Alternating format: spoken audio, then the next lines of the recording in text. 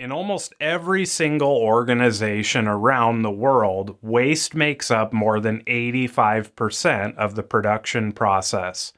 Waste can be defined as any activity that does not add value to the product or service.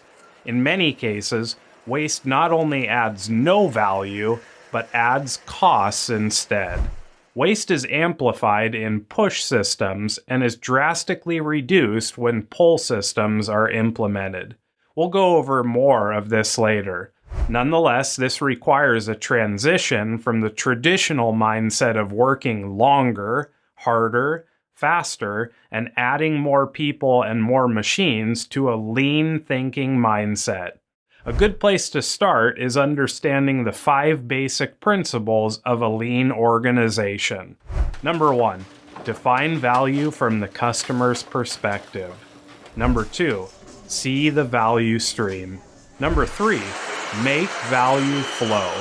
Number 4, establish pull by making only what is considered value. And finally, get a little bit better. Pursue perfection.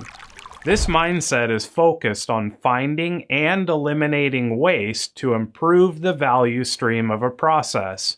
Implementing a pull approach to production is a critical method for reducing costs and eliminating waste in any organization.